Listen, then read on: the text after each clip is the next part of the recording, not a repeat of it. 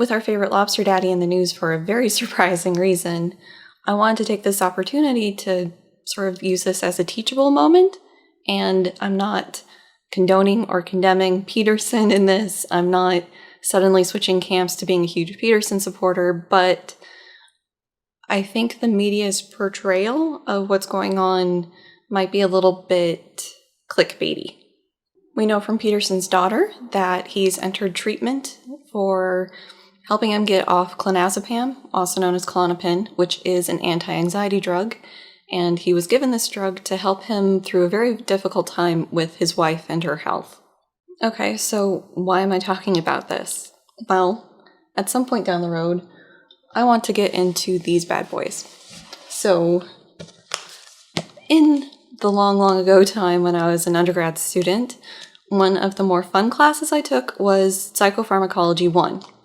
Basically recreational drugs in the brain. And this guy was a textbook for it.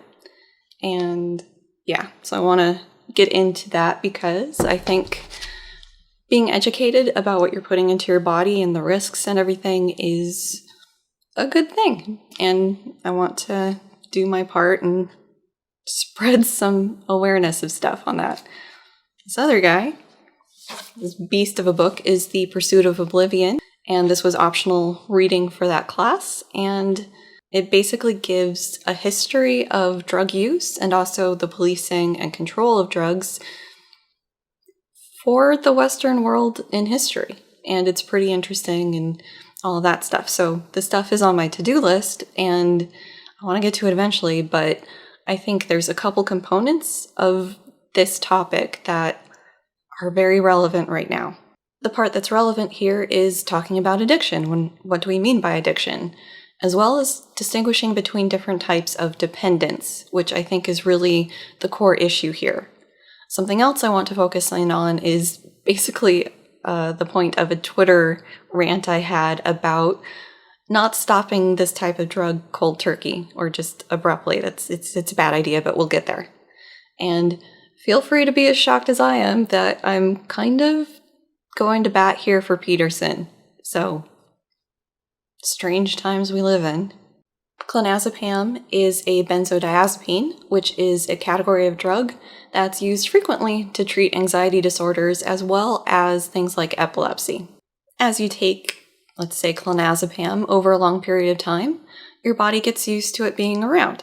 And there's different mechanisms that happen, but roughly speaking, your body gets used to it being around.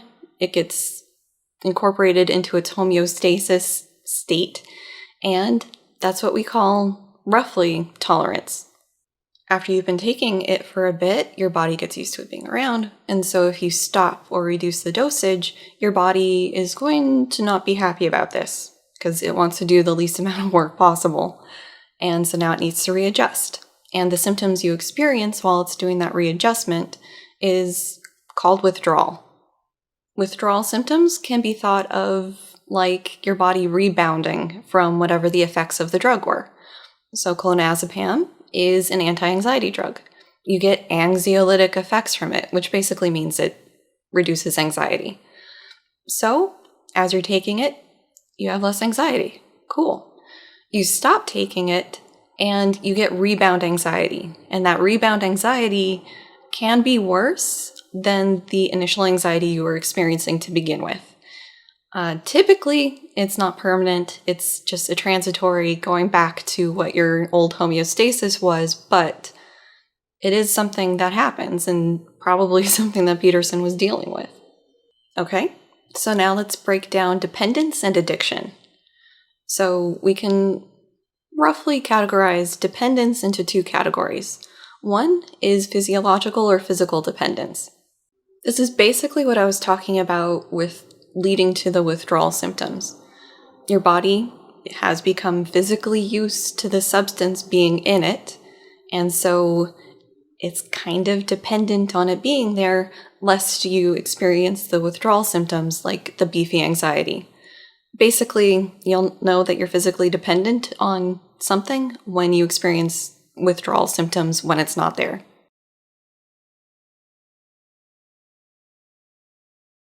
The other category is psychological dependence, And in psychological dependence, there might be physical dependence. It's not guaranteed, but usually. But you've got the physical dependence, but there's also additional behaviors on top of it where the person is compulsively drug seeking or engaging in illicit behaviors to get more of the drug. In psychological dependence, the person is taking the drug not necessarily for the on-label main effect, but to experience euphoria or relief from stress or other negative emotions. Okay, now let's talk a little bit about addiction. Addiction happens when a person has compulsive cravings to use the drug instead of just, my body needs the drug and so I need to take the drug. Like, it's a bit of a nuanced thing. So compulsive cravings, and also continue to take the drug despite adverse consequences. If you're not familiar with this for some reason and you do not want to watch real people suffering through addiction on the many documentaries available, Trainspotting, Requiem for the Dream, movies of that genre kind of give you an idea of addiction and what it can drive people to do. And now for the customary Eris oversharing time. I was briefly prescribed clonazepam to deal with anxiety and insomnia some years back. I was started on it in March of that year, and initially it helped. The anxiety was reduced, and I was sleeping. It was brilliant. But as the weeks went by, it wasn't putting me to sleep. I was developing tolerance. I told my psychiatrist about it not really helping me sleep anymore, so he upped the dose. And it went back to helping me sleep for a period. And after it stopped losing its efficacy, I told the psychiatrist again, like, it's not really helping me sleep anymore. It's helping with the anxiety, but not really the sleep. And he upped the dose again. That worried me. I was worried about what the upper limit of the dose he was going to be happy with, and that scared me, because I didn't want to be on a huge dose of a sedative like this. So that, combined with some other factors that are a rant for another day, oh my god, I ended up stopping seeing him for treatment, and needed to stop the drugs. But to stay on task, at that point, I was physically dependent on the drug. My body needed it, otherwise I would start going into withdrawal. And for me, withdrawal was looking like really bad headaches and this very strong sense of doom. It was basically my anxiety on steroids. And so, yes, I was physically dependent on the drug, but not psychologically dependent. I wasn't sneaking in extra doses to try to make myself feel better or feel numb or any of those things. I wasn't drug shopping or doctor shopping trying to get extra prescriptions. I wasn't buying them off the street. I wasn't doing the negative things trying to get more of the drug. So, yes, physically dependent, but not psychologically dependent. As I said, because I was unhappy with the psychiatrist and the ever-increasing doses on the drugs he had me on, and he was the only psychiatrist in town, really, my course was clear. I had to stop the drugs he had me on. Because of the classes I took, I knew that stopping cold turkey on this class of drugs would be just a very bad idea. And so, looking online, it seemed like a good taper rate. So tapering is basically you're at a dose, let's just say 100%. And so you reduce the dose until eventually you're off the drug. So for the benzodiazepines, it seems like the rough rule of thumb is something like not reducing the dose each week more than 25%. So you go from 100% to 75% the next week to 50% the next week, and then the tapering kind of slows off from there. Okay, cool. Except the amount of clonazepam I had left over from the most current refill, I wasn't going to be able to take my time doing the taper. So I tried doing an aggressive taper off of the clonazepam. That Peterson stopped the Klonopin or clonazepam just cold turkey or tried to is what kicked off my Twitter rant. With the benzodiazepines, barbiturates, alcohol, You do not want to stop these just cold turkey. You need to go about it carefully and hopefully under the supervision of a doctor. Some drugs, like the opiates, you can stop cold turkey. Yeah, the withdrawal symptoms will suck for a couple weeks, like really bad if you were using heroin, but it's not going to kill you unless you got some weird health condition. But you can do it for some drugs, but you really do not mess around with the benzodiazepines. And you don't mess around with the benzodiazepines or alcohol, because if you've been using it for a while and depending on your dose, you need to be careful coming off of it, because if you're not, you could kick off seizures and possibly even death. So talk to your doctor if you're thinking of coming off this type of drug. And if you've been on a benzo for anything longer than a couple of weeks and you want to stop it, and your doctor's advice is, it'll be fine, eh? Find yourself a different doctor. Get a second opinion. No. Bad doctor. No. At the beginning of my trying to come off clonazepam, I didn't sleep for 2 days and had a very strong sense of doom, like I was going to die at any minute.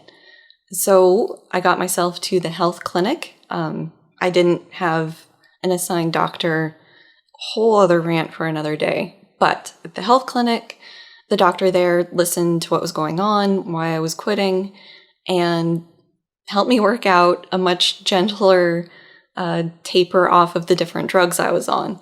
She was the best. And even with that more gentle taper, I still experienced withdrawal. It wasn't as bad. The sleeplessness wasn't as bad. The doom was more along the normal levels of doom for me. But the weird thing was brain zaps. And if you've experienced brain zaps, you know exactly what I'm talking about. If you haven't experienced brain zaps, basically, it feels like somebody is pulling a rubber band and flicking it on the surface of your brain. Like, it's a dull thud. It is the weirdest sensation. It's not painful, but it's not great. It's not pleasant. It's weird. And good luck trying to describe that to a doctor, because I have yet to meet a general practice doctor, neurologist, psychiatrist, whatever, who hasn't given me at least a little bit of a weird look when I talk about experiencing brain zaps coming off of benzos in the past. So, anyways, okay, so what's any of this got to do with Peterson?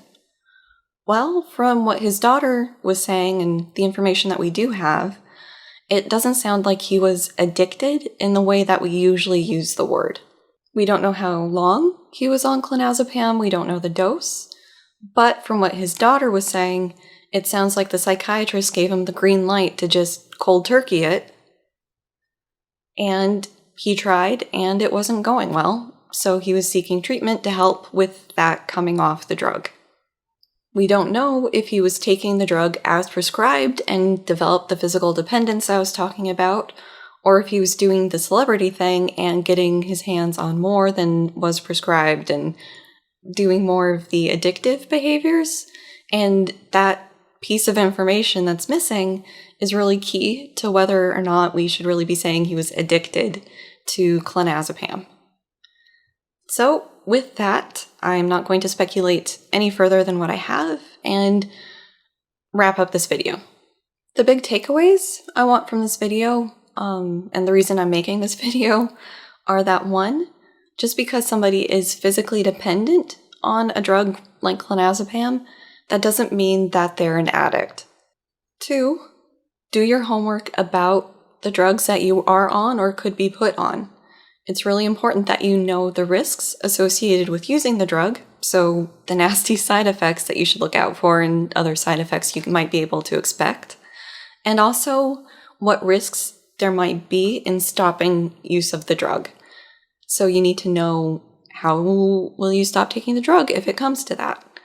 And if you do decide, or your doctor decides, that it's time for you to come off a drug, it's very important that you do so safely. So it's good to know what safe means.